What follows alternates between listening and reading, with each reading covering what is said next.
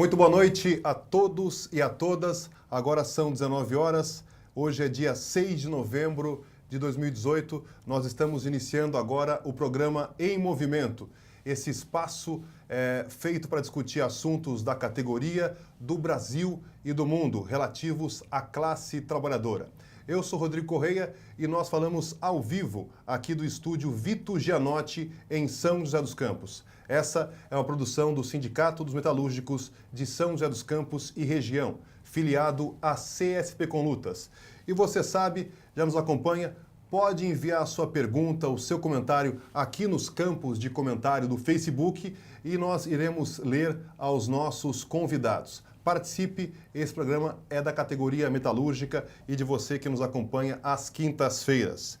E os nossos temas que nós iremos abordar hoje são esses. Vamos falar sobre o evento Samba Democrático, que estreia nesse sábado. E para isso teremos a presença de Newton Parangolê e Miro Santos. Também vamos ter uma conexão internacional com a França para discutir a onda de protestos que rolam no país. Para isso, vamos ouvir Nara Cladeira, direto da França pela internet, ela que é dirigente da Central Sindical Francesa Solidaires. E também vamos discutir um pouco da conjuntura nacional, esse governo Bolsonaro, essa transição que ocorre, e discutir agora a decisão, depois de idas e vindas, o fim do Ministério do Trabalho. E para isso, vamos ouvir o companheiro, o dirigente da CSP com Lutas, Atenágoras Lopes. Então é isso. Antes de nós iniciarmos o nosso programa de hoje, nós temos aqui uma notícia urgente que acabou de sair e que é importante, porque mexe com a categoria, é um assunto que o sindicato tem discutido já há algum tempo, que é a decisão da Justiça Federal de São Paulo, que acabou de suspender o acordo entre Boeing e Embraer. Vocês sabem que o sindicato tem várias ressalvas, na verdade é contra esse acordo porque prejudicaria, e prejudica, na opinião do sindicato, todos os trabalhadores brasileiros.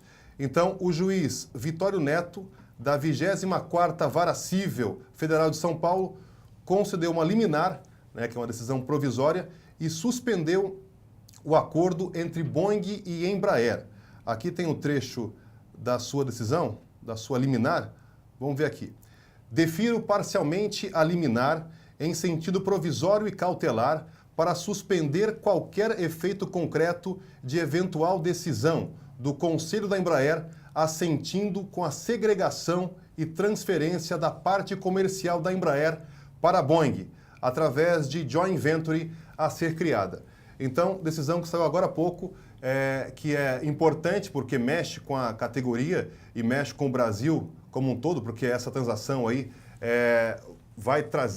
traria muitos riscos ao país e a Justiça, então, acaba de suspender, então, essa transação entre Boeing e Embraer.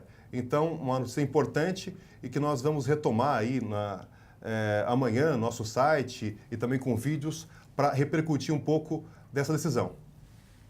Agora, outro assunto também que nós queremos também debater, antes de nós começarmos a falar com nossos entrevistados, é um registro importante, que é parabenizar a equipe da TI Automotive, que venceu o torneio de futebol dos metalúrgicos. Pode colocar aí, André, as imagens um pouco do que rolou nesse torneio.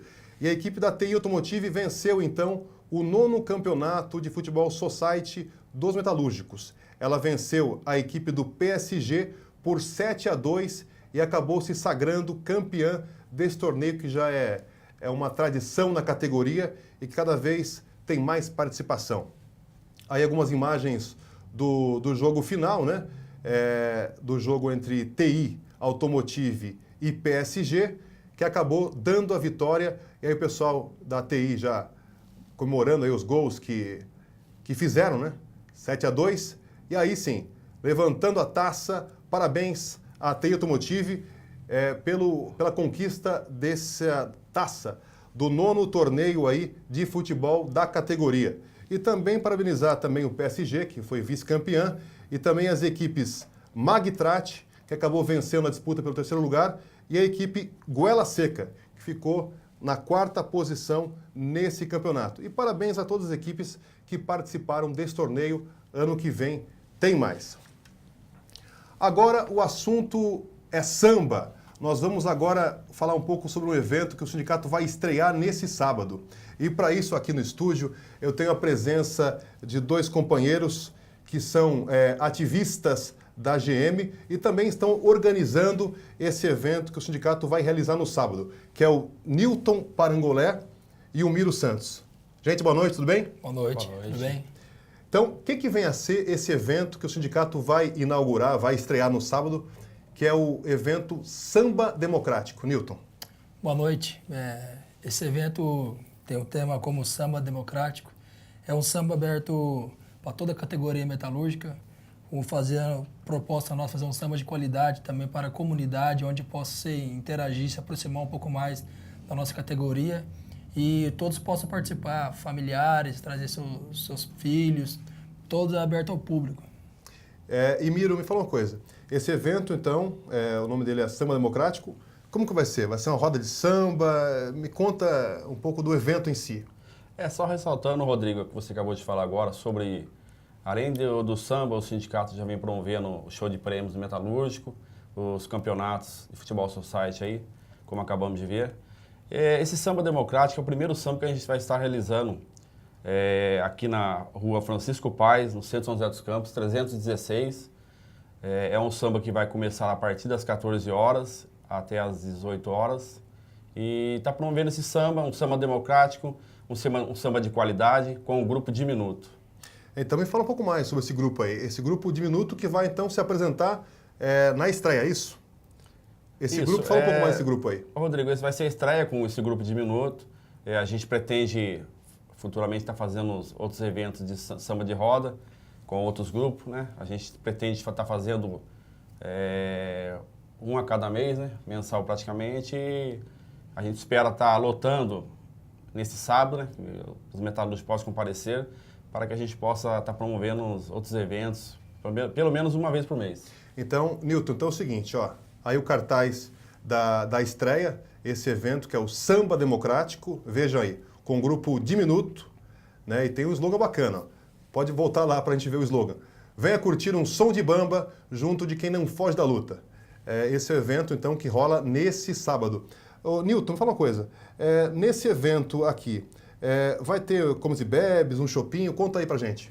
Sim, vai ter comes e bebes, vamos fornecer espetinhos para o público, cervejas, vai ter bastante atrações. Então vai ser um local bastante para receber mesmo a comunidade, onde pode ficar mais aconchegado, mais à vontade. E vamos fazer um samba de primeiro para eles estar sempre retornando e sempre cada vez mais crescendo mais o nosso evento. Então, o samba vai rolar então no sábado. E Miro, me fala uma coisa. Paga para entrar aqui? Como que é o evento? Não, o evento ele é gratuito, é aberto ao público, não só para os metalúrgicos, como a população de São José dos Campos, região. Quem gosta do bom samba, samba de qualidade, pode comparecer no sábado, agora dia 8/12, das 14 horas até as 18 horas. Pode vir, prestigiar, vai ser um samba de primeira qualidade. Pedir para o André de novo colocar então o cartaz para a gente firmar bem. É isso aí, ó. Então, nesse sábado, estreia esse evento do sindicato, que já realiza, como foi dito aqui, vários eventos, o Festival dos Metalúrgicos, o futebol. Então, é sábado, das 2 até as 6 da tarde, aqui no terreno do sindicato, que é o barracão onde sai o samba, por exemplo, do Acorda Peão. É na Francisco Paes 316, no centro. Então é isso, gente. Faça um convite então para o pessoal lá da GM, pessoal da categoria, para esse evento. Isso, não só a categoria metalúrgica, como toda a comunidade. O pessoal também trabalha na GM também, todas as outras empresas também que estão próximos aí. Venha participar, venha curtir um samba de primeira, de qualidade. Venha que cada evento a mais que vamos fazendo vai ficar melhor ainda com a presença de vocês. Então é um local aberto ao público, onde todos vocês serão bem-vindos. Convido a todos a estar participando, não só os metalúrgicos, nesse samba que acontecerá agora sábado, e onde vai ter uma cervejinha gelada, um espetinho, e muita alegria, e samba de primeira, samba de qualidade. Venha prestigiar. E detalhe, vocês que são também metalúrgicos também, possam tá vindo comparecer, pode também estar participando da roda de samba com o grupo também. É isso aí, gente. Então, obrigado ao Nilton Parangolé pela participação. Beleza. E o Miro também. Então, nos vemos sábado então, hein? Samba Democrático é no próximo sábado, hein, gente? Agora, queria chamar a atenção de vocês para o próximo bloco, que nós vamos fazer uma conexão direta com a França para falar sobre a onda de protestos que tem tomado conta do país europeu e esse assunto para o nosso próximo bloco. Para isso, nós vamos ouvir a dirigente sindical da Central Sindical Francesa Solidaires, a dirigente sindical Nara Cladeira, que vai nos dar uma entrevista direto daqui a pouquinho, após o nosso intervalo.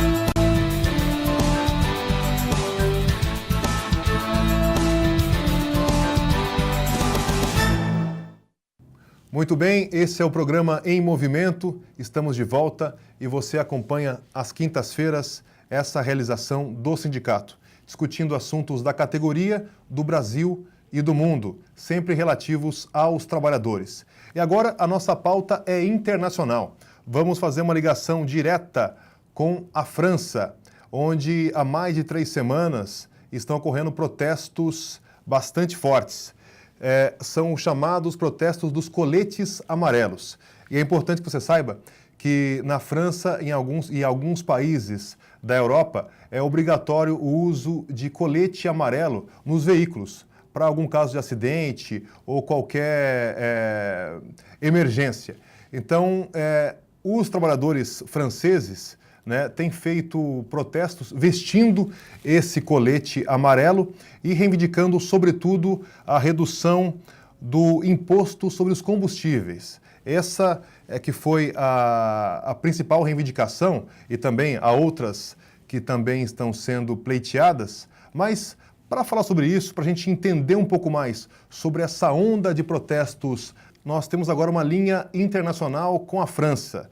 Eu falo agora com a professora e sindicalista Nara Cladeira, que é da Central Sindical Solidaires, que faz parte da Rede Internacional Sindical de Solidariedade e Luta, assim como a CSP com Lutas, que é a nossa central aqui no Brasil. Olá, Nara, tudo bem? Tudo. Nara, você aí da França, como você analisa os protestos que tomaram conta do seu país e provocaram até um recuo recente do presidente Emmanuel Macron, que acabou suspendendo a alta da cobrança dos impostos sobre os combustíveis? Como você analisa esses protestos? Esses protestos são o resultado de 40 anos de uma política econômica neoliberal que pouco a pouco foi empobrecendo os trabalhadores e as trabalhadoras, fazendo com que os contratos sejam cada vez menos protetores, que os serviços públicos sejam cada vez mais de menor qualidade. E esse movimento, ele nasce, isso é muito importante saber, ele nasce não em Paris, mas no interior. No interior, nas pequenas e medianas cidades do interior, por exemplo, onde eu moro no sul da França, nos Pirineus. A cidade mais perto de onde eu moro é Saint-Gaudens, a 17 quilômetros.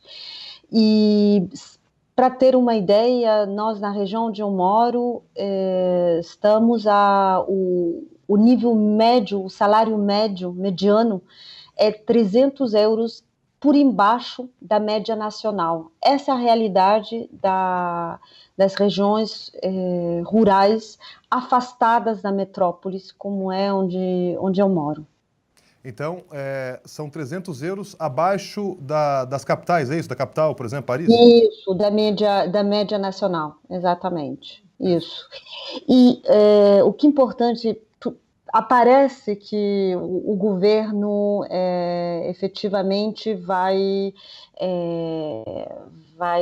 soltar o fato de não subir a taxa sobre a gasolina, mas eu acho que ele está fazendo uma análise muito curta, porque a questão da taxa do imposto sobre a gasolina foi a gota de água, para não falar a gota de gasolina, que derrubou, que derramou o vaso. Isso aí foi efetivamente a reivindicação inicial. Mas desde então, há 3 semanas, o que está acontecendo é que as reivindicações de nós que estamos na rua, bloqueando as autoestradas, as estradas, está indo bem além do simples fato do aumento da gasolina. Está indo para uma exigência que o imposto sobre a fortuna que o governo Macron anulou seja retomado, obrigada, que seja retomado. A questão dos serviços públicos é uma questão muito importante, a questão do aumento de salário. Por exemplo, eu fui no sábado na mobilização aqui em Saint-Gaudens, porque não todos subimos para Paris. Também foi uma decisão também de ficarmos nos nossos lugares onde a gente mora, onde nós trabalhamos, e o movimento é muito, muito flutuante. Estávamos um grupo bloqueando a autoestrada, ao mesmo tempo tinha um grupo importante frente à prefeitura de Saint-Gaudens, quer dizer, uns 3, 4 quilômetros da autoestrada, o que nós sentimos é que está para ficar esse movimento. É muito importante o que está acontecendo com os estudantes do segundo grau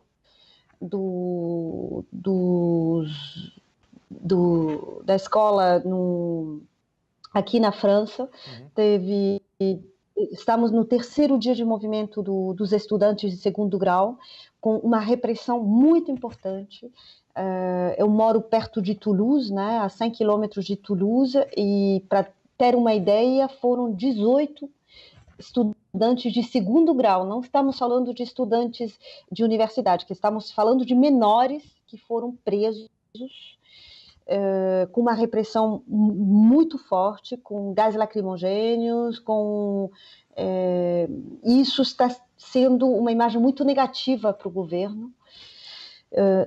Ontem à noite, em Assembleia Geral, os estudantes da Universidade de Paris-Tolbiac decidiram entrar em greve. Nós, do Sindicato Sud Education, temos, e de l'Union Syndicale Solidaire, quer dizer, que abrange todos os setores profissionais, colocamos um pré-aviso de greve já na semana passada, e não podemos esquecer que no domingo, a CGT de caminhoneiros e Força Ouvrière Caminhoneiros anunciaram uma greve que vai começar no domingo. Está tendo greve de trem, na minha região pelo menos, nem ontem nem hoje houveram trens regionais. Está sendo assim uma pipoca de acontecimentos com uma real ocupação do espaço público pela população. Por exemplo, no sábado passado, só para contar uma anedota, mas eu acho que bem significativa, nessas indas e vindas na cidade, éramos uns grupos de 50 que íamos e víamos, tinha um senhor que tinha um banquinho que sentou no meio do bloqueio à autoestrada, um pouco afastado dos outros, e que tinha uma sacola com comida, né? Eu fui conversar com ele e ele me disse, bom, isso aqui nessa sacola é um senhor aposentado, trabalhou a vida toda, estava na sacola dele com arroz, açúcar, óleo, e falou, isso aqui é a comida que eu tenho para terminar até o final do mês. E daqui eu não vou me mover. É uma coisa que não tenha se visto há muitas décadas, eu acho que desde... Não gosto de fazer paralelismos assim curtos, mas eu acho que desde maio de 68, com uma característica que é ainda mais popular do que maio de 68. É realmente a voz dos que não têm voz normalmente. Nara, Sim, claro. E vocês veem que a Nara fala muito bem português, né? O que é muito bom para o nosso diálogo. Mas, Nara, você então colocou esse contexto, que realmente a questão do combustível só foi a gota d'água. Aquilo que eclodiu esse movimento que você ressalta e explica para nós tão bem. Mas algo importante é bom ser refletido. Então, quer dizer que o governo Macron, com essa iniciativa de voltar atrás e cancelar esse reajuste, né? Ao menos suspendê-lo. Então, certamente, você acha que isso não vai fazer com que os protestos arrefeçam, que eles parem? Até porque, pelo que me consta, vai ter um novo protesto no sábado, é isso? Exatamente. Tem um novo protesto dos coletes amarelos, do Gilets jaunes, no sábado, e tem um aumento dos apelos às greves, que isso é muito importante. O governo, a proposta que ele está fazendo é muito tarde. Se ele tivesse reagido imediatamente há 3 semanas, aí poderíamos ter dito sim, o movimento vai parar. Mas o que nós analisamos é que houve uma porta foi aberta e que não vai se fechar muito daqui a pouco tempo. Essa porta de ocupação do espaço público pela população, o pessoal está dormindo no piquete que fecha a autoestrada, onde a 12 quilômetros aqui, ficando à noite, que está fazendo -2, entre -2 e 5 graus, estão ficando a noite inteira. Com fogueira, o pessoal passa, a população passa, deixa comida, e além disso eles estão não estão fazendo uma barragem nítida, assim, estão deixando passar o pessoal, pedem apoio, etc. e tal, e deixam um pouco, às vezes, passar a população. Então, assim, estamos tendo uma imagem muito positiva com relação aos outros e às outras. Né? Se entende que não todo mundo está ali, mas que tem o apoio do resto da população, mesmo daqueles e daquelas que não estão no bloqueio mesmo da estrada ou na filtragem dos carros. Nara, e você mencionou essa abertura de porta aí para essa onda de protestos, de reivindicações, e nós vimos aqui essas ações radicalizadas, e sobretudo na capital, Paris, né? Alguns atos de confrontação bastante, alguns até bem violentos, né? Queria que você então relatasse um pouco sobre isso e qual foi o gatilho para que isso ocorresse também. Bom, temos que saber que até 6 meses atrás nós estávamos num estado de emergência, né? Desde os atentados do Bataclan e depois dos atentados que houve em Paris em novembro de 2015. Nós tivemos 2 anos de estado de emergência. Só que nós não estamos mais em estado de emergência porque não precisa mais estar em estado de emergência, porque as medidas que o estado de emergência dava foram incluídas na lei.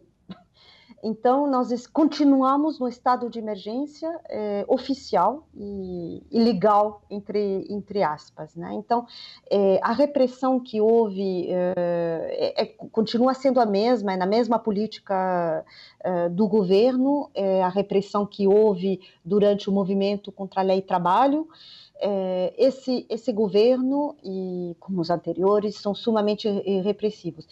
O fato de que houve atos de violência, a violência é do Estado.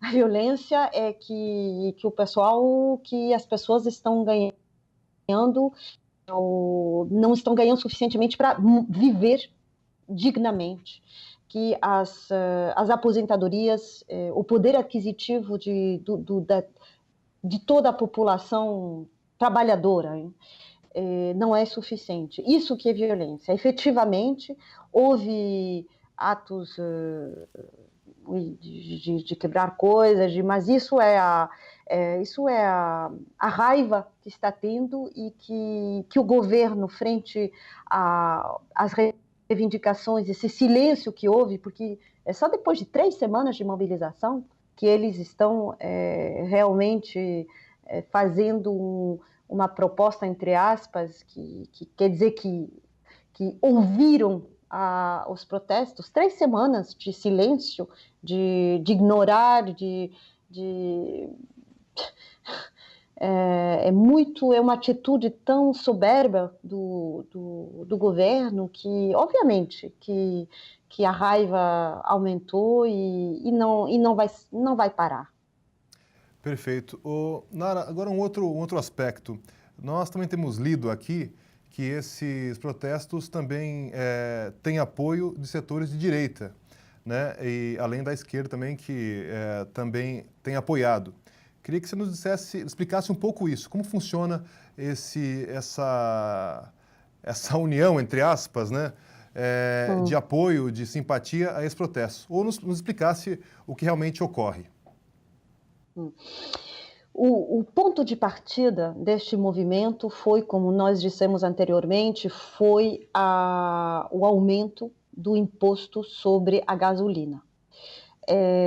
Sempre os movimentos, os protestos frente ao imposto, historicamente na França, são reivindicações da direita, né? Porque se entende que quem diz imposto indiretamente é uma redistribuição das riquezas. Então, coletivamente, nós tivemos, quando eu digo nós, eu estou falando das forças de esquerda, sindicais, políticas, tivemos uma certa apreensão a este movimento. Não foi o caso das pessoas como eu, que moramos aqui no interior. Foi, assim, mais uma interrogação dos companheiros e das companheiras de Paris, que como não tinha justamente bloqueios em Paris no começo do movimento, eles não estavam muito entendendo. E obviamente que desde o começo, nos 2 primeiros dias, a extrema-direita, a Madame Le Pen, fez obviamente um apoio total ao movimento do Gilets jaunes. Só que quando o bloqueio das estradas foi decidido de não só se limitar no sábado, fazer também domingo, e na segunda-feira nós tínhamos começado há 3 semanas a semana com bloqueios, aí a extrema-direita recuou, e a direita recuou dizendo que não se podia parar o país, etc. e tal. A esquerda, obviamente, ainda bem que os partidos de esquerda apoiam. Só que o que é interessante desse movimento e que temos que respeitar essa independência, essa autonomia, não tem que ser recuperados por nenhum partido político. Inclusive, eu participo, mas não como sindicalista de Sud Education, l'Union Syndicale Solidaire. O que nós, sindicalistas, dentro do movimento que nós tentamos fazer, é que as nossas organizações sindicais tomem consciência da dimensão desse movimento para termos justamente apelos chamados a greves. Isso sim, essa não personificação do movimento faz que justamente o governo esteja em dificuldade frente a esse movimento, porque ele não pode convidar um tal ou uma tal líderes do movimento e negociar com essas pessoas, não pode. porque é tão horizontal, é tão popular na importância desse adjetivo que ele escorrega. Tá ótimo. Nara, e agora para encerrar a nossa entrevista, que foi muito boa por sinal, queria que você dissesse um pouco que você considera, quais são as perspectivas do movimento. Você citou há pouco que realmente é uma porta que se abriu e que vai ser difícil para o governo fechar, com a série de insatisfações e, sobretudo, também com essas questões do interior da França, que os trabalhadores sentem mais na pele. Mas como você vislumbra o futuro?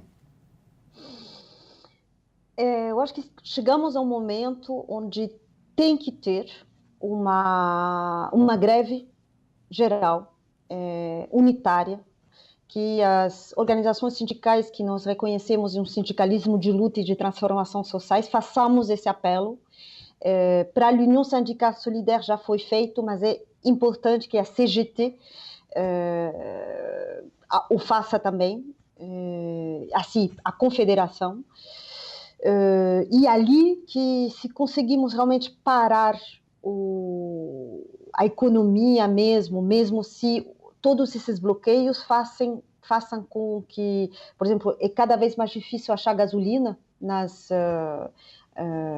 estações, inclusive no supermercado aqui onde eu moro tem produtos que estão em falta, estão faltando porque cada vez tem menos transporte disponível, mas eu acho que assim, temos que conseguir com que haja uma greve geral em todos os setores profissionais. Nara, obrigado pela sua participação no nosso programa obrigada a você. Em Movimento, e até uma próxima vez. Obrigado. Obrigada a vocês. Bom, e no próximo bloco nós vamos abordar um pouquinho da situação aqui no Brasil, com a confirmação da extinção do Ministério do Trabalho e outras medidas anunciadas pelo governo de transição de Jair Bolsonaro. Daqui a pouquinho, nós voltamos.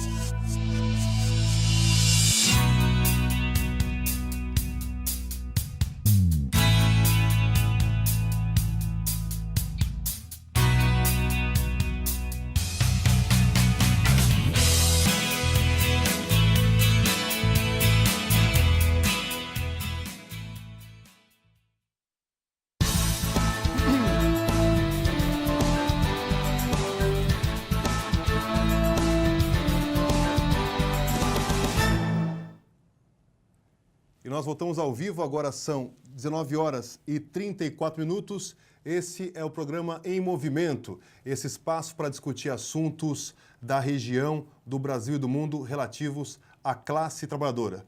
E agora é hora de discutir um pouco do Brasil, a situação da conjuntura nacional. E para isso eu tenho o prazer de receber o companheiro, o dirigente sindical da CSP com Lutas, Atenágoras Lopes. Boa noite, Atenágoras. Boa noite, Rodrigo. Boa noite à iniciativa do programa, o programa Em Movimento. Boa noite à família metalúrgica do Vale do Paraíba. Boa noite ao povo brasileiro, em especial à classe trabalhadora.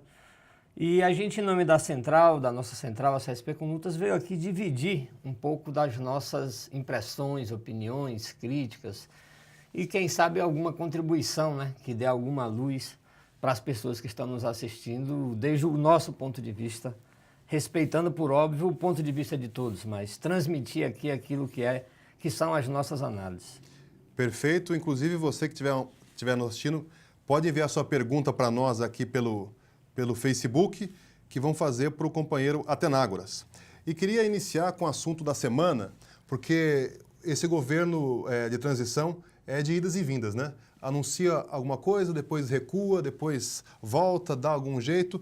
E o caso que nós vamos abordar agora é sobre o Ministério do Trabalho, porque ele tinha anunciado lá atrás, acho que umas 2 semanas, que ia extingui-lo, depois ele voltou atrás e essa semana o Onyx Lorenzoni, né, que é o responsável pela parte política do governo, tem feito anúncios, né, anunciou que realmente vai extinguir o Ministério do Trabalho depois de quase 90 anos da sua criação.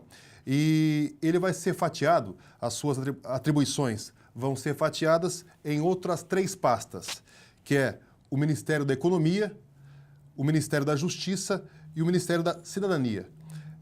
Atenagros, como você vê essa decisão do governo, do governo em transição, né, do futuro governo, em extinguir o Ministério do Trabalho? Bem, eu poderia dizer o seguinte: a vida de quem trabalha, cada um de nós, conforme a nossa profissão, a gente sabe o quanto é duro poder planejar, o quanto é duro viver do salário. E quando não se trabalha nas grandes empresas, que é a maioria do povo trabalhador, a situação ainda é mais difícil. Nós temos hoje 65 milhões de pessoas sem emprego estrutural. Então, ouvir o anúncio do fim do Ministério do Trabalho, eu diria, numa frase assim, que se é duro viver do trabalho no Brasil, vai ficar horrível viver sem o Ministério do Trabalho. Porque uma coisa são as insuficiências das fiscalizações, que são por vezes provocadas por corte de gastos, como foi cortado por 20 anos os investimentos. A gente sabe da deficiência, da dificuldade das fiscalizações, da pouca gente. Eu venho da região norte, de origem eu sou diretor do Sindicato dos Trabalhadores da Construção Civil, eu sei o que é a dureza do trabalho escravo, eu sei o quanto foi fundamental as iniciativas do Ministério com todas as dificuldades para combater e para inclusive elevar um pouco a imagem do nosso país, superando essa desgraça. E o anúncio do fim do Ministério do Trabalho, indiscutivelmente, deve sim ser um alerta à classe trabalhadora. O governo está em transição, mas essa já é uma pauta que nós temos que começar a dialogar com o trabalhador, para a gente ir se preparando para defender. Eu diria o seguinte, Rodrigo, ouvintes, família metalúrgica, família trabalhadora. Eu creio o seguinte: a eleição brasileira, ela passou, ela teve um resultado, na opinião nossa da CSP Conlutas, um resultado que, do ponto de vista programático, por certo, não é a melhor saída para o país. No entanto, nós temos que admitir que a ampla maioria da classe trabalhadora brasileira votou neste governo e tem esperanças de que sua vida vai melhorar. As pessoas têm o direito de ter esperança. Eu acho que todo mundo que trabalha, todo dia sonha que amanhã o dia vai melhorar. Sonha que a sua filha possa chegar meia-noite do cursinho da faculdade e o pai cansado não tenha que ir lá para a porta, para a parada do ônibus na periferia para buscá-lo. O povo quer segurança, quer emprego. E vindo de um governo que frustrou expectativas, né, os 10 a 14 anos de governo anterior, o povo se mobilizou muito, fez greves. Bom, a resultante foi essa. Eu queria voltar por onde comecei essa minha parte aqui. Eu acho que tem que servir de alerta. Os trabalhadores se organizam aqui no Vale do Paraíba, é uma das regiões onde mais se tem tradição de organização político, sindical, de um sindicalismo independente, que sempre se enfrentou, foi oposição ao governo do PT, foi independente ao governo do Temer, se propõe a conduzir a categoria com respeito a ela, mas no sentido de defender os seus direitos. Então, eu acho que essa pauta já põe para nós o desafio de dialogar. Não foi para piorar a vida de quem trabalha e tampouco para piorar as condições de trabalho que o povo elegeu este ou aquele político, este ou aquele presidente, ou este ou aquele governador. Nós temos que fincar trincheiras desde agora no diálogo, na paciência, para poder armar a defesa, e não só a defesa do Ministério do Trabalho, mas também do Ministério Público, a defesa de mais concurso público, a defesa do fortalecimento das instituições que, junto com as organizações da classe, possam pelo menos amenizar a agonia de quem trabalha, porque é assim que a gente vive. E você mencionou aí, né, que de algumas atribuições do Ministério está justamente a fiscalização nas empresas, né, que também já tem sido sucateada, né? Você acha que nesse aspecto isso vai piorar ainda mais sem o Ministério? Por óbvio que sim. Olha só, todo mundo que trabalha sabe muito bem que o nosso país nunca permitiu, mesmo no período, mesmo com o fim da ditadura, com a redemocratização, no chão da fábrica, no canteiro de obra, na loja onde se trabalha, nunca houve democracia. A gente sempre vive sob a fiscalização de um supervisor, de um gerente. Há muito assédio moral, há assédio sexual, de todo tipo, mas especialmente com a mulher trabalhadora. E a gente sabe o quanto é necessário um ponto de apoio. Um ponto de apoio, primeiro, é aquele, se você tem um sindicato combativo, é aquele que você procura. Agora, o Ministério do Trabalho é esse guarda-chuva. Na verdade, as instituições do mundo do trabalho, que têm a tarefa de fiscalizar, elas são um guarda-chuva. Pela debilidade que às vezes nos falta, mas viver sem isso vai ser um inferno, é um retorno a condições quase que da Idade Média. Ou seja, o conceito de que o Estado seja minimamente o protetor coletivo daqueles mais indefesos, portanto, na relação capital-trabalho, é sempre o trabalhador o mais indefeso, o que está em desvantagem. Esse problema da fiscalização desaparecer simplesmente é um golpe brutal, porque diretamente para o trabalhador já é um golpe, mas para as instituições da classe também é um duro golpe, porque é um ponto de apoio institucional que nos permite tomar ações comuns, mas também nos permite fazer exigência, contribuir para a sua melhoria, ter pautas comuns para que eles se fortaleçam.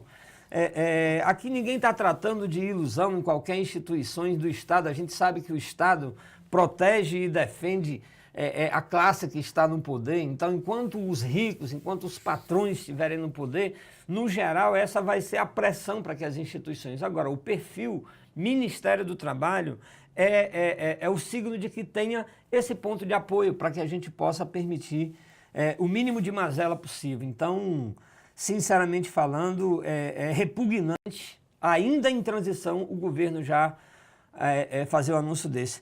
Mas para além de ser repugnante, para além do sentimento, eu acho que a gente tem que refletir, absorver o tema, começar a dialogar, insisto, com os trabalhadores, respeitar as nuances e as opiniões de todos, mas dizer para eles o seguinte: olha, independentemente do caos, independentemente dos resultados eleitorais, em defesa dos nossos direitos, nós vamos ter que estar todos juntos. Seja de governo estadual, seja do atual governo federal que vai assumir, a nossa tarefa é nenhum direito a menos. A nossa tarefa é defender ao menos os direitos básicos que ainda sobraram nesse país, porque não é uma defesa por imediato, é uma defesa por nossos filhos, por nossos netos, e nós não podemos admitir que essas novas gerações, que advêm inclusive da gente, sejam condenados a ter uma vida pior do que a nossa. Então, acho que esse é o desafio, dialogar e juntar a classe para tomar essa pauta e tantas outras. Eu acho que o Bolsonaro tem que saber o seguinte: as pessoas não são tolas, as pessoas votaram por raiva, por desespero e por esperança. Nós podemos ter o ponto crítico. Agora, o governo não deve brincar com a capacidade de compreensão da classe trabalhadora brasileira. A classe não daria um cheque em branco para governo algum. Então, no momento que se começa a anunciar, no momento que se comece a retirar direitos, vai piorar as condições de vida. E nós vamos estar juntos. Nós confiamos em todos os trabalhadores, independentemente de em quem eles votaram, que nós vamos estar juntos para defender direitos. E o tema Ministério do Trabalho já é esta luz, já é esse ponto que nos permite dialogar de maneira mais objetiva daqui para frente com a classe, porque é nela que nós apostamos contra contra todos os ataques, as injustiças, as péssimas condições de vida em geral, para que a gente possa ter um mundo justo, condições de vida melhor. Esse é o programa Em Movimento e agora nós falamos com Atenágoras Lopes, da direção da CSP com Lutas. Atenágoras, agora temos uma frase para colocar no vídeo, para você comentar, do presidente eleito. Vamos ver aí, André. Prepara aí para a gente colocar essa frase para você comentar. O pessoal pode participar pela internet, mandando aqui o seu recado. O pessoal aqui, o Francisco Oliver Gato, Macapá, Luiz Henrique, acabou de chegar, Jefferson Mendonça elogiando aí o programa. A frase é essa, ó. É muito difícil ser patrão no Brasil. Hoje em dia é muito difícil ser patrão no Brasil. Frase de Jair Bolsonaro. Atenágoras, concorda com ele? Por óbvio que eu não concordo com ele. Eu vou retomar um tema que eu falei nessa nossa primeira parte da conversa. Olha só, o futuro presidente que toma posse no dia 1º, a gente pode escolher das formas que o IBGE calcula as condições estruturais do emprego nesse país. Então, se você pega o desemprego formal em absoluto, nós temos cerca de 13, 14 milhões de desempregados. Mas se você vai até aquilo que considera aqueles que não têm um emprego estrutural, ou seja, que vive da informalidade, que faz o bico, que hoje enfrenta a segurança do metrô, o jovem que não tem emprego para tentar vender ali um bombom, esse povo todo, que também é pai e mãe de família, junta 65 milhões de brasileiros. Vida difícil é essa. Vida difícil é você olhar nos olhos dos seus filhos, da sua jovem filha, e não poder garantir para ela um futuro com dignidade e com segurança. É você, todo mundo que quando recebe seu salário, quando consegue estar empregado, o dinheiro, a nossa vida é assim, ele dura 2, 3 dias enquanto nós pagamos as contas do mês anterior e o cartão de crédito, e assim nós vamos tocando a vida meio Casa Bahia, digamos assim, é a forma da gente poder viver, financiar tudo. Essa vida difícil, no entanto, não tira a alegria de quem trabalha, não tira a capacidade de sonhar. É muito diferente da vida de um patrão, porque eu digo, seja ele grande ou pequeno, uma coisa é o pequeno patrão que tem uma lojinha, que tem uma pequena rede. Agora, a preocupação do patrão. Bom, nos canteiros de obra, conversando com os companheiros, às vezes em Belém, eu costumava dizer o seguinte: olha, companheiros e companheiras, no final das contas, patrão quase que não funciona muito por emoção, quase que não funciona pelo coração. O patrão tem CNPJ e o saldo da conta bancária. Então, o mundo vive uma crise capitalista, a taxa de lucro caiu enormemente desde 2007 para cá. E a saída para os patrões é o seguinte: a única forma da patronal, dos ricos, respirarem é aumentando a agonia de quem trabalha. Então, vida dura é a vida de quem trabalha. Vida difícil neste país e no mundo inteiro, mas nós estamos tratando do Brasil, não só a vida de quem trabalha, é daqueles que estão loucos, desesperados para ter o direito de trabalhar e não conseguem. E veja, os governos estaduais ou municipais, as forças de segurança estaduais ou municipais, inclusive, tendem a oprimir, a reprimir aquele pai ou mãe de família que vende uma tapioca de manhã na porta do metrô, no ponto do ônibus, que vende um café com bolo. Eu vejo aqui pessoas correndo com um carrinho de milho aqui em São Paulo que estão vendendo. Por quê? Porque sequer é permitido o direito de trabalhar. Então, um país que não dá emprego se dá o direito de perseguir e de reprimir aqueles que estão tentando se virar para criar os filhos. Vida dura é esta. Mas é sobre esta vida dura que nós não vamos perder os sonhos. Nós da Central cremos muito na capacidade transformadora da nossa classe, da classe trabalhadora no geral. E nessa peleja para a gente ter um mundo mais justo, nós vamos errar. Nós vamos errar individualmente, nós vamos errar coletivamente, mas nós temos um rumo, é o sonho de um mundo melhor. E o mundo melhor não pode ser só para eu, o indivíduo, ou só para a minha família. Eu acho que enquanto do nosso lado tiver um ser humano, ou num outro continente tiver algum ser humano que não tenha direito à dignidade, que não tenha direito a um prato de comida por dia, que não tenha direito a fazer planejamento para o futuro, nós não podemos estar felizes por completo, pelo simples fato de que eu estou empregado. Então, eu acho que essa capacidade ela é transformadora e de esperança, ela não só sempre irradia, como ela se recompõe e ela é capaz de dizer em alto e bom som de que vida dura é a vida de quem trabalha. E se um governo se dá o luxo de falar frases como essa, ele já acena de que lado ele está e de que lado as suas leis, as suas preocupações se desenvolverão em detrimento daquilo que pode vir a ser a frustração das esperanças. Mas se houver frustração, nós vamos acreditar na unidade, na luta, começando pela defesa dos direitos.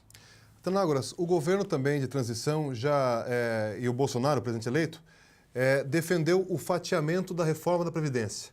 O que é isso? Encaminhar ao Congresso projetos de forma separada das várias mudanças que pretendem fazer nas regras da Previdência.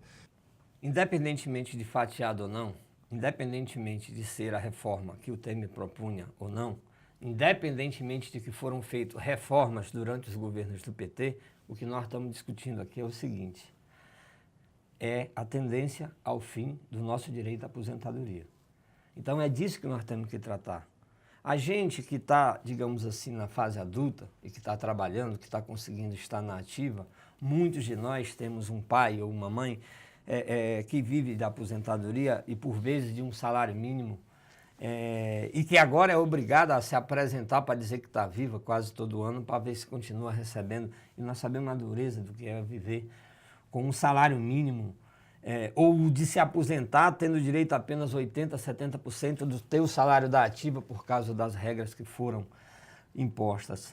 O fatiar que o Bolsonaro anuncia significa ir matando o nosso direito à aposentadoria a conta-gotas. E não vale, num jogo como esse, ficar jogando a culpa nos outros. Essa é a pior forma. Nós temos que encarar o seguinte: o governo do PT fez reformas na Previdência e piorou as condições das nossas aposentadorias. O governo Temer anunciou a sua tentativa de piorar a nossa aposentadoria e nós derrotamos a sua tentativa com uma poderosa greve geral nesse país, porque a luta é de todos. O tema da aposentadoria não é do metalúrgico, do professor. O tema da aposentadoria, o tema da Previdência é um tema de toda a sociedade brasileira. É um tema que toma os elementos da Seguridade Social, que vai até o tema da saúde, do benefício, do nosso direito ao auxílio-doença, tudo isso que está em discussão. Portanto, não adianta ficar botando culpa nos outros. Existe uma filosofia, existe um pensamento contínuo que é o de, além de acabar com a nossa aposentadoria, deixar para nós, trabalhador, como única alternativa, em vez do país nos proteger, de nos recompensar pelo trabalho e pela riqueza que nós geramos, ele quer deixar para nós a única opção de dar o nosso pouco dinheiro aos banqueiros com as iniciativas de privatização. Então nós vamos ter que pagar uma aposentadoria, cada um como pode, para o Itaú, para o Bradesco, para o Banco do Brasil, para a Caixa, seja lá para quem for, quando nós trabalhamos a vida inteira. Então é a conta-gotas. O fatiado significa tentar impor a destruição de um direito elementar da humanidade, que é o direito a descansar, a repousar na melhor idade, como se costuma dizer pela positiva hoje, os idosos, bom, sem falar o tanto que isso aumenta, as despesas com medicamento, as dificuldades que existem. Então nós temos que também se pôr alerta e desde já dizer, não foi para acabar com a nossa aposentadoria que nós elegemos este ou aquele governo. E se mexer na nossa aposentadoria, eu diria o seguinte para os trabalhadores e também para as organizações do movimento, para todas as centrais sindicais. Nós fizemos a greve geral em 2017 com o lema que era: se botar para votar, o Brasil tem que parar. Então eu acho que se ameaçar a conta-gotas ou de uma única vez, nós temos que recompor os nossos batalhões e apostar na força da nossa classe, porque, como eu disse, a nossa classe não é boba, a nossa classe é extremamente inteligente e sabe que a sua fileira vai ser na defesa, neste caso até aqui, do Ministério do Trabalho e da defesa da nossa aposentadoria. E assim nós vamos montando uma pauta para poder caminhar juntos e defender não só os padrões de vida que nós vivemos, mas a melhoria das condições, que é o sonho de todos e para todos. Perfeito, então. Só para ressaltar, né? Então, a atual proposta do Temer, então, é 65 anos para homens e 62 anos para mulheres. É a tua proposta que talvez o futuro governo adote para facilitar o caminho da aprovação a conta-gotas, como mencionou Athenágoras. Athenágoras, agora para a gente ir já encerrando, temos quase já 1 hora de programa, queria que você dissesse um pouco do olhar da Central, da CSP com Lutas, como que ela vê o futuro, as lutas que virão e como que ela está disposta a organizar uma parte importante dos trabalhadores para resistir aos ataques e para propor aí as reivindicações da classe. Então, eu queria me dirigir a todos os espectadores que estão aqui nos assistindo para explicitar a nossa visão primeiro de fatos. Quais são os fatos? Nós estamos diante de um governo que é defensor do liberalismo total e completo. Nós estamos diante de um governo que está apoiado, não só apoiado, mas que está composto por 7 ou 8 ministros de alto escalão das Forças Armadas. E nós estamos diante de um governo que propõe desmontes como o do Ministério do Trabalho e que agora, inclusive, propõe colocar as organizações do movimento sindical sobre a rédea da justiça comum, para usar um linguajar, né? Um linguajar mais nosso. Nós sempre lutamos a vida inteira pelos nossos direitos e sempre ficamos indignados com a repressão policial, com a presença da polícia nos piquetes ou nas nossas passeatas, e nós sempre dissemos juntos com a nossa categoria, com as nossas categorias, que a luta da classe trabalhadora não pode ser tratada como caso de polícia.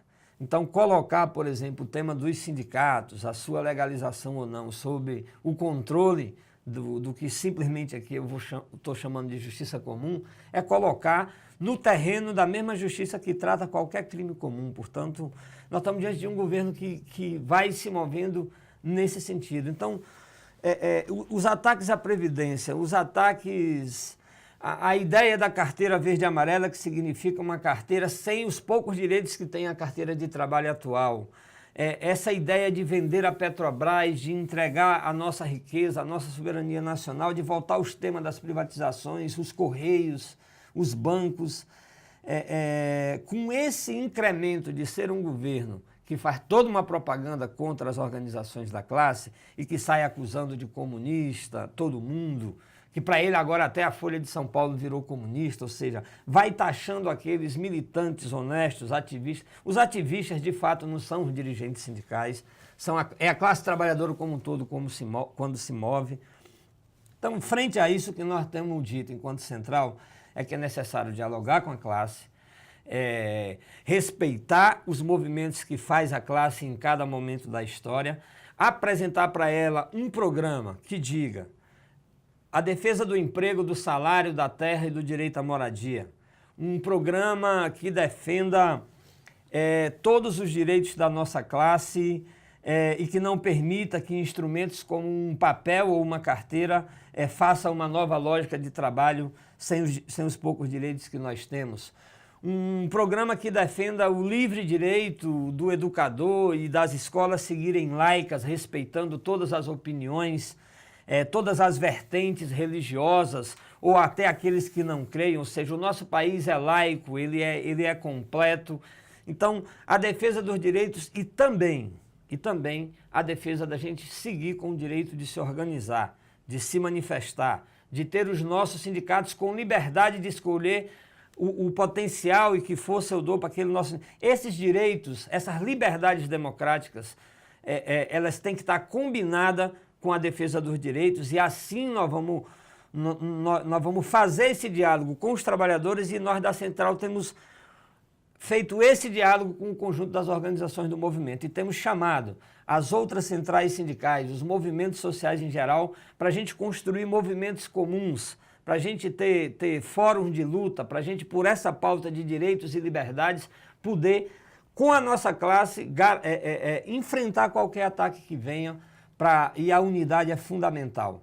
E vai ter tema, sim, que vai estar colocado como ataque, que nós queremos, junto com a nossa classe, se necessário, realizar uma nova greve geral nesse país, dado o grau de ataques, caso o governo venha de fato a efetivar como vem anunciando. E é impossível uma resistência desse tamanho se não for com muita unidade em cima e especialmente com muita crença e com muita unidade também com os de baixo, com o povo da periferia, o povo trabalhador, de qualquer que seja a categoria. Então, essa química, ela ainda segue latente porque o nosso povo não foi derrotado no período anterior, a nossa classe segue com esperanças de ter um mundo melhor, uma vida melhor, uma família com mais paz, uma juventude que possa sonhar e exercer melhor o prazer de viver, e qualquer um que ponha em ameaça essas condições, as condições de alcançar esse sonho, eu não tenho dúvida, nós da Central não tenho dúvida que vai encontrar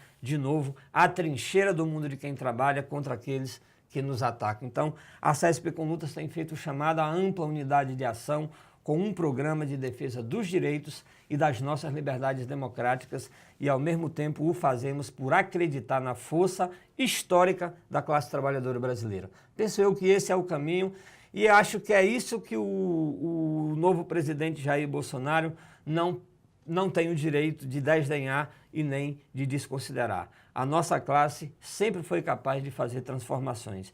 E se atacar a nossa classe, ela vai se juntar, porque não foi para piorar as condições de vida que o nosso povo votou neste ou naquele candidato no último processo eleitoral. Queria então agradecer ao Atenágoras pela presença aqui no nosso programa Em Movimento. Obrigado, volte sempre. Foi um prazer. O prazer é meu. Agradecer também aos companheiros, a companheira que estão aí trabalhando por trás das câmeras aqui nesse projeto. Fico feliz de ter visto o programa do qual eu participei hoje, abrir com um tema cultural da classe operária, com o samba, que depois fez a ponte com a luta do trabalhador francês, na luta contra o aumento dos impostos, contra um governo também com viés parecido, digamos assim, com o que assume o nosso país agora, e a gente poder aqui, no limite das nossas forças, em nome da Central, dividir as nossas opiniões e deixar o recado para toda a classe trabalhadora, e aí retornando em especial à família operária metalúrgica, de que a partir do Sindicato dos Metalúrgicos, da nossa Central, nós não temos dúvida, é com vocês que nós vamos enfrentar qualquer ataque e é com vocês que nós vamos garantir os direitos, as nossas liberdades democráticas e poder alimentar o sonho de que as novas gerações não sejam condenadas a ter uma vida pior que a nossa, senão o oposto, possam gozar da vida, da liberdade plenamente num mundo mais justo, fraterno e igualitário. Obrigado, Atenágoras. Já temos a 1h04 de programa. Vamos encerrando então a edição de hoje e queria agradecer a você que acompanhou a transmissão ao vivo pelo Facebook e amanhã, como de costume, colocaremos a transmissão também, a transmissão na íntegra, no nosso canal no YouTube, que é youtube.com/SindmetalSJC. Sugestões, comentários, críticas, pode enviar o seu e-mail para comunicação, sem o acento e a cedilha, comunicação@sindmetalsjc.org.br. Nós encerramos esse programa do dia de hoje e voltamos na próxima quinta-feira. Obrigado ao Lucas Martins presente, ao André Barbosa e à Mariana Bibanco, que são a equipe que fazem esse programa acontecer. Obrigado e até quinta que vem.